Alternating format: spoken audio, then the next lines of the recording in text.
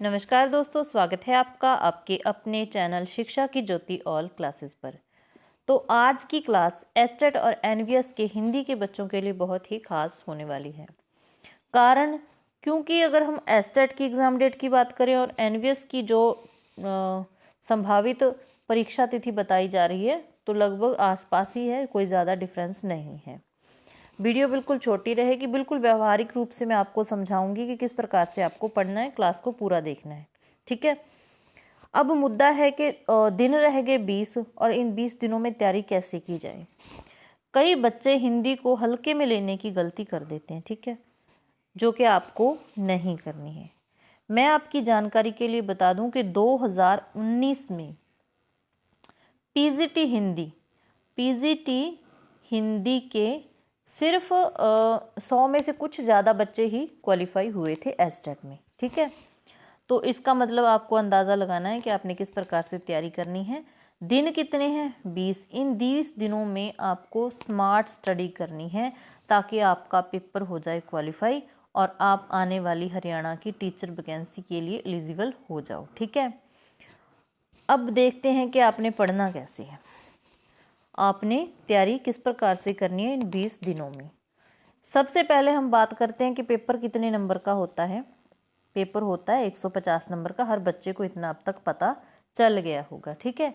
और इसमें अगर हम हिंदी की टीजीटी हो चाहे पीजीटी हो, हिंदी की बात करें तो 15 नंबर की हिंदी कॉमन पेपर में और 60 नंबर का आपका सब्जेक्ट आता है। तो टोटल कितने हो गए? 75 नंबर आपके हो गए हिंदी के, जो कि कुल मार्क्स का कितना है? 50% है। ठीक है।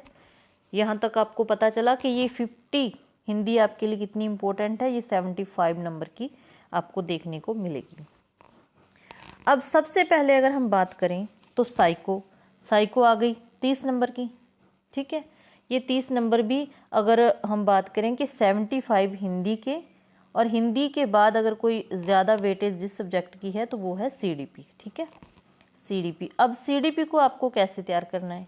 जिस बच्चे ने पहले पढ़ा है उसे तो थोड़ी नॉलेज होती है कि क्या पढ़ना है, कैसे पढ़ना है। ठीक है। जो बच्चा पहली बार पेपर दे रहा है उसे थोड़ी सी दिक्कत होती है, तो उसके लिए आपको क्या देखना है? प्रीवियस ईयर पेपर देखनी है।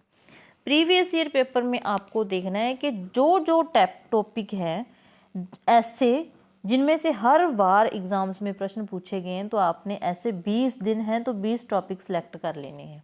ठीक है। 20 टॉपिक सेलेक्ट कर लेने हैं और एक दिन में चाहे आंधी आए तूफान आए, आपने एक दिन में एक टॉपिक करना है तैयार। इतना तैयार करना है। तैयार करने के बाद उसके प्रीवियस ईयर क्वेश्चन भी आपने लगाने हैं। अगर कोई प्रैक्टिस सेट है तो उसमें से उस लेसन वाइज आपको क्वेश्चन लगा लेने हैं। ठीक है।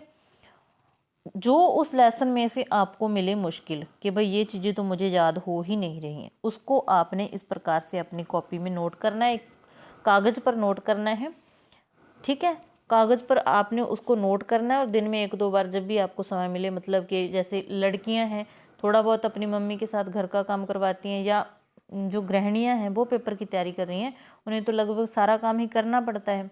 तो आपने क्या करना है कि आप जैसे आप किचन में रोटी बना रहे हो तब अपने पास वो कागज़ रख लिया और उसको देख लिया बार बार के कैसे क्या है ये, तो आपको अच्छे से याद हो जाएगा। या आप कोई भी काम करते फिरते वो जो मुश्किल चीज़ है उसको देख सकते हैं। ठीक है। तो वो आपका हो जाएगा तैयार। अब आप बात आ गई कि ये 75 नंबर की जो हिंदी है इसको कैसे पढ़ें। सबसे पहला काम आपने करना है कि आपने हिंदी व्याकरण को बहुत अच्छे तरीके से तैयार करना है। इसका क्या फ़ायदा होगा कि 15 नंबर में से जब आपकी हिंदी व्याकरण अच्छे से तैयार हो जाएगी तो आप 12 नंबर हर हाल में ले पाओगे। 12 नंबर आप हर हाल में ले पाओगे, 12-11 इतने ले लोगे। ठीक है। फिर उसके बाद जो हमारा 60 नंबर का सब्जेक्ट आएगा उसमें भी आपको 15 से 20 प्रश्न आपको हिंदी व्याकरण के ही मिल जाएंगे। तो आपका क्या हो गया? आपके 12 नंबर आपने अगर वहाँ से गेन कर लिए तो 15-20 नंबर में से 10-12 आपने वहाँ ले लिए, तो यहाँ तक आपका काम हो गया। ठीक है। अब दूसरा जो मेन जहाँ से आपको तैयारी करनी है, मैं बिल्कुल अपनी तरह जैसे मैंने तैयारी की है ना, मैं वैसे आपको समझा रही हूँ कि मैंने भी 20 दिन में ही पीजीटी हिंदी क्लियर किया था। ठीक है। जिस बच्चे को क्लास अच्छी लगी तो लाइक ज़रूर कर सकते हैं, क्योंकि मैं अपनों की तरह आपको समझा रही हूँ। उसके बाद आपने देखनी है एनसीईआरटी। एनसीईआरटी को तैयार करना कोई बड़ी बात नहीं है, सिर्फ आपने रचनाएं देखनी है, रचनाओं के जो भी मतलब के रचना देखनी है, रचना का राइटर नेम देखना है, और रचना का विधा कौन सी है और किस काव्य संग्रह से है, किस उपन्यास संग्रह से है, ये चीज़ें आपने देखनी है। और जो जो मेनली कहानी वगैरह है उसका कोई मेन पात्र है तो वो आपने देख लेना है, ठीक है। अब बात आती है कि चलो एनसीईआरटी भी हो गई। अब जो मैंने देखा है पीजीटी हिंदी में काव्य शास्त्र से हमेशा पेपर में प्रश्न आए हैं, और काव्य शास्त्र देखने में थोड़ा सा टफ भी लगता है।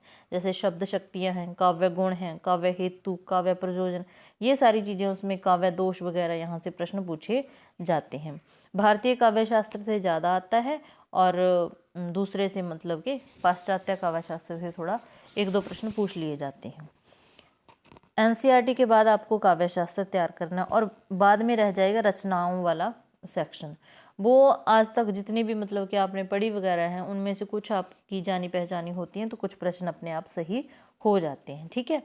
अब बात हो गई हमारे 75 नंबर की, हमने हिंदी की तैयारी कैसे करनी ये देख ली। 30 नंबर के हमने साइको को देख लिया। 105 नंबर का हमारा काम यहाँ पर हो गया। अब देखने हैं इंग्लिश, क्योंकि वो 15 नंबर की आएगी। 15 नंबर की इंग्लिश आएगी। जिस बच्चे की इंग्लिश अच्छी है तो वो तो 10-11 नंबर ले लेगा, ठीक है। और जिसकी अच्छी नहीं है उसे भी इन 20 दिन में कम से कम ऐसे 20 टॉपिक को चूज़ करना है जिसमें से प्रश्न पूछे जाते हैं, और कोशिश करनी है कि 8-9 प्रश्न आपके सही होने ही चाहिए, ठीक है। नेक्स्ट आ गई हमारी हरियाणा जी के। हरियाणा जी के को अगर आप मोटे मोटे तौर पर कुछ करंट अफेयर देख लोगे और कुछ मेन चीज़ें हैं जो हरियाणा जी के में पूछी जाती हैं वो देख लोगे तो 5-6 प्रश्न आप सही कर पाओगे। अगर अच्छी तरीके से पढ़ी हुई है, जैसे सीईटी का पेपर दिया है, तो उस बच्चे को तो टेंशन नहीं है, काफ़ी अच्छी से तैयार हो चुकी होगी हरियाणा जी की।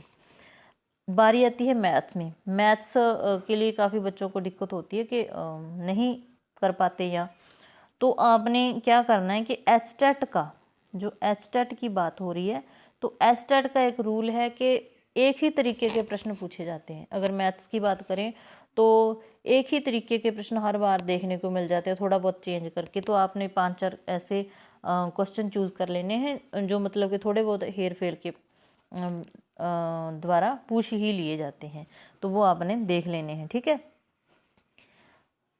तो आप 4-5 प्रश्न सही कर पाओगे। और रीजनिंग में ऐसा है कि अगर थोड़ी सी आसान आ गई तो हर बच्चा ही 7 प्रश्न तो सही कर ही लेता है, और थोड़े से 1-2 आपको बहुत कुछ मिल जाएगा यूट्यूब पर भी। 1-2 मेन टॉपिक आप थोड़े से अच्छे से देख लेना कि हल किस प्रकार से किया जाता है, क्योंकि टाइम भी ज़्यादा आपको उस पर स्पेंड नहीं करना है।